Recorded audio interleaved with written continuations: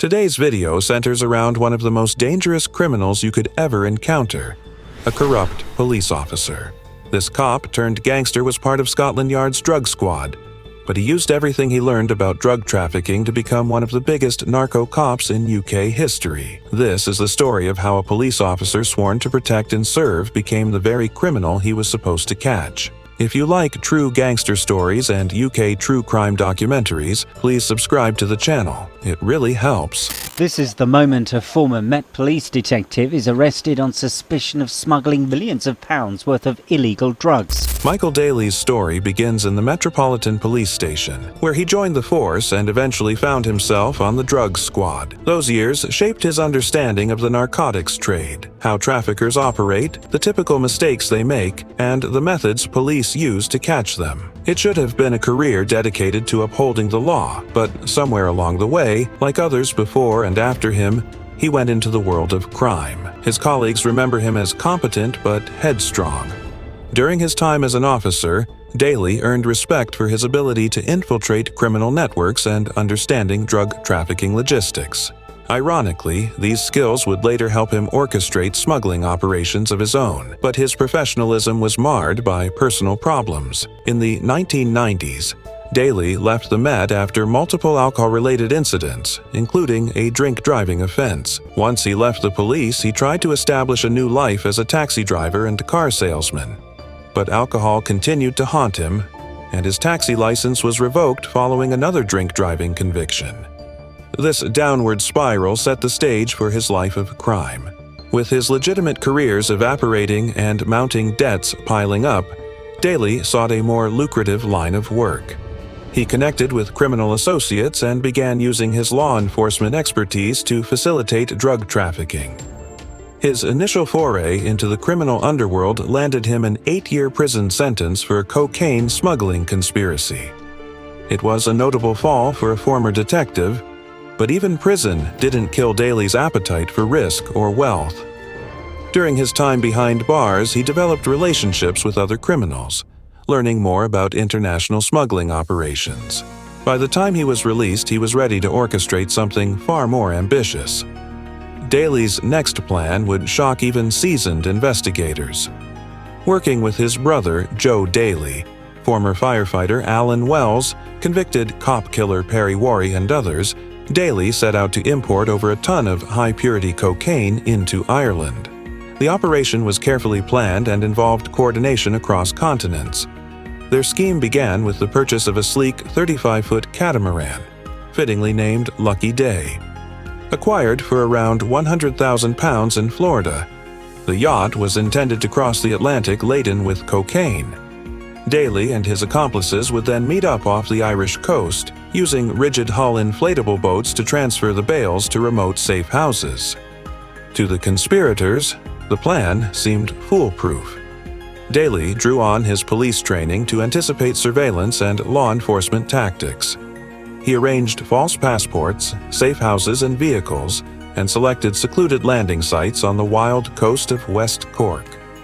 His experience in the drug squad meant he knew how investigations were conducted, and he hoped to stay one step ahead. Meanwhile, contacts in South America arranged for the catamaran to sail from Barbados with a Lithuanian crew, destined for a mid-ocean meeting with the smuggling team. Once at sea, the gang used satellite phones to coordinate their movements, unaware that Colombian and European authorities were monitoring their calls. The catamaran embarked on its journey, carrying more than 1,500 kilograms of cocaine sealed in waterproof bales. The sheer quantity was staggering. At 75% purity, it represented a street value of more than £235 million. For context, it was enough cocaine to supply a small nation for months. The smuggling team knew the stakes were high, but the potential profits were astronomical. As the Lucky Day crossed the Atlantic, Daly and his associates prepared on the Irish side. They purchased 2 rigid-hull inflatable boats, 1 main vessel and a rescue craft, and transported them from South Africa to the UK, then via car ferry to Ireland. They rented 2 isolated properties in County Cork overlooking a disused pier, chosen for their remoteness and clear view of any approaching vessels. They also got 3 Land Rovers to haul the bales inland once ashore.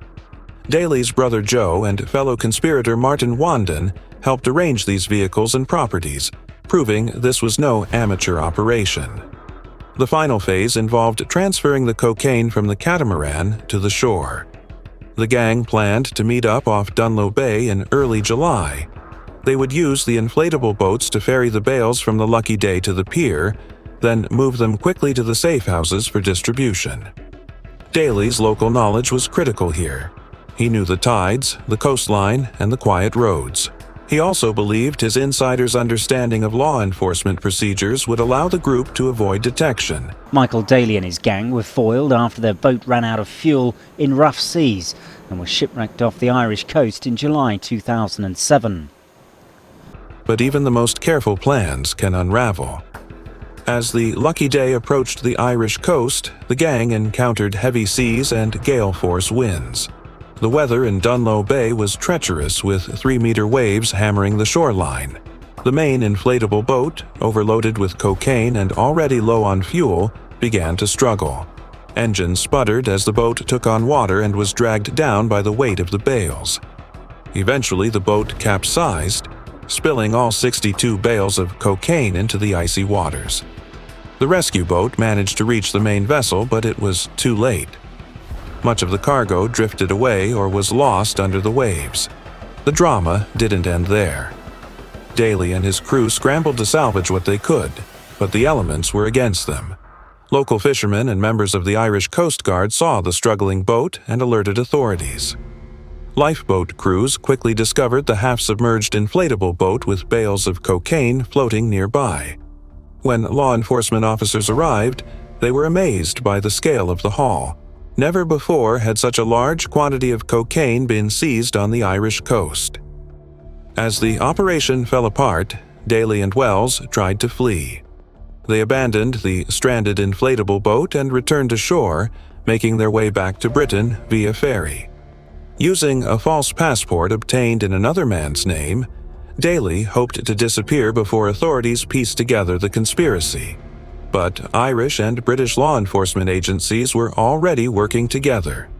Surveillance teams from the National Crime Squad, the predecessor to the Serious Organised Crime Agency, monitored suspects. Within days, Daly was spotted at a pub in Kent. Plainclothes officers moved in and arrested him, ending his brief escape. Meanwhile, Irish police arrested the other conspirators as they tried to regroup. Perry Worry, notorious for his earlier conviction for killing a police officer, and Alan Wells were taken into custody. Joe Daly and Martin Wandin were also detained. Investigators searched the safe houses and found evidence linking them to the operation: fingerprints, survival gear, receipts for the inflatable boat, and a trail of phone records. The Land Rovers, still waiting to be loaded with cocaine, were impounded. With the gang in custody and the drugs seized, authorities could finally piece together the full story of how a former detective tried to flood the market with over a ton of cocaine. The trial was held at Blackfriars Crown Court in London. Prosecutors called the plot high stakes and carefully planned. They argued that Daly had used his experience in the police drug squad to organize the logistics, purchase vessels, and identify landing sites. They presented evidence of the catamaran's purchase in Florida, shipping records showing its travel to Barbados, and satellite phone logs revealing calls between the yacht and the smuggling team. They also highlighted the false passport Daly used to travel and make purchases, emphasizing the premeditated nature of the scheme. Defense counsel for Daly tried to reduce his responsibility by claiming he had been drawn into the plot to repay a debt. He argued that Daly had borrowed money from co-conspirator Martin Wandin, perhaps to fund his taxi business or other ventures, and that joining the smuggling operation was a way to settle the debt. The defense also said that Daly never intended to distribute the drugs and his role was limited to planning the transfer. They stressed his background as a father and former public servant to evoke sympathy. The judge wasn't impressed. In his sentencing remarks, he pointed out that Daly's involvement went far beyond repaying a debt. Organizing false passports, purchasing a boat capable of carrying more than a ton of cocaine, renting safe houses, and getting vehicles all showed a leading role. The judge criticized him for betraying the trust placed in him as a police officer and said the scale of the cocaine, over 1.5 tons at 75% purity, was enormous. He warned the court and the public that such quantities could devastate communities. Ultimately, Daly was sentenced to 22 years imprisonment, to run consecutively with the 8-year sentence he was already serving for his earlier smuggling conviction. His total time behind bars would be over 3 decades. Alan Wells received 14 years, partly because he was paid a flat fee rather than taking an organizational role. Perry Worry, who had only recently been released from prison for murdering a police officer, received 30 years. Martin Wandin and Joe Daly each received 25 years. The sentences reflected the judiciary's desire to send a strong message to those exploiting insider knowledge for criminal enterprises. The case had effects far beyond the courtroom. For law enforcement agencies, it was a stark reminder of the dangers posed by corrupt officers. Daly's expertise allowed him to plan an operation that could have flooded the UK and Ireland with massive quantities of cocaine.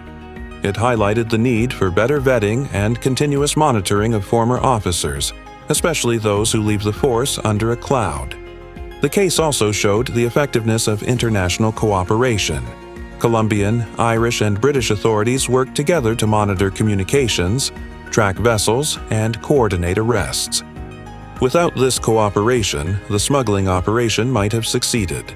For the public, the spectacle of a detective-turned-drug lord fueled skepticism about police integrity. Daly's story became a cautionary tale of how power and knowledge can be corrupted when personal greed and desperation take hold. But the swift response from law enforcement also helped restore some confidence. Officials emphasized that no one is above the law, even a former drug squad detective. The successful prosecution showed that long sentences await those who betray their oath and participate in organized crime. From Daly's perspective, his choices had catastrophic consequences. His desire to repay debts or gain wealth cost him his freedom and reputation. He now spends his days in a prison cell, contemplating the irony of his life trajectory. Once a law enforcer chasing traffickers, now a convict punished for smuggling. He has brought shame not only upon himself but also upon the police colleagues who trusted him. Whatever financial gains he envisioned have evaporated, replaced by decades of prison and the knowledge that his name is now synonymous with one of the UK's most audacious drug trafficking plots. Daly's life offers rich material. It's a blend of criminal ingenuity and arrogance, featuring a colorful cast of characters and an international conspiracy undone by nature. It explores themes of betrayal, greed, loyalty, and the thin line between law enforcement and criminality. The image of a 35-foot catamaran named Lucky Day rolling in the Atlantic, stuffed with cocaine, sets a cinematic scene. The moment when gale force winds and an empty fuel tank toppled a multi-million-pound operation reads like poetic justice. Beyond the drama, Daly's story invites reflection on the systemic vulnerabilities that allow such corruption to flourish. How can police forces better detect officers at risk of turning rogue? How can they monitor former detectives who still possess sensitive knowledge? Daly's case occurred before the widespread implementation of anti-corruption units and rigorous vetting procedures. In the years since, many forces have tightened controls on access to intelligence systems and developed specialist teams to investigate officer misconduct. But the temptation remains for some insiders to use their training for personal gain, especially when faced with financial problems or resentment towards former colleagues. Another aspect worth exploring is the psychological profile of someone like Daly. Was he fundamentally corrupt, or did he rationalize his actions as necessary to secure financial stability? Did he see himself as cleverer than the system he once served? How did he reconcile his law enforcement past with his criminal present? Interviews with psychologists and criminologists might reveal how cognitive dissonance allows individuals to justify such drastic shifts. Understanding the mind of a corrupt cop offers insights into preventing future cases. Finally, Daly's operation illustrates the global nature of drug trafficking.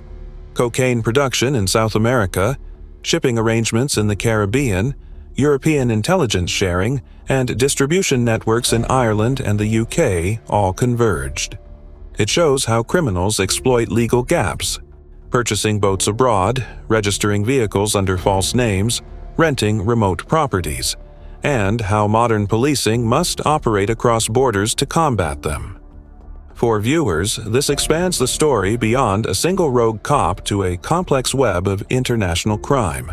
Michael Daly's life is full of irony. As a detective, he dedicated part of his career to dismantling drug operations. As a smuggler, he built one. He once stood in courtrooms as a witness and later stood as a defendant. He went from catching criminals to becoming one. His story warns us of the perils of corruption and greed, but it also highlights the resilience of justice. Despite his insider knowledge and careful planning, a combination of rough seas, good policing, and international cooperation sank his plan, and with it, his freedom. In the end, the man who thought he could outsmart the system learned that no amount of experience could shield him from the consequences of betraying the badge.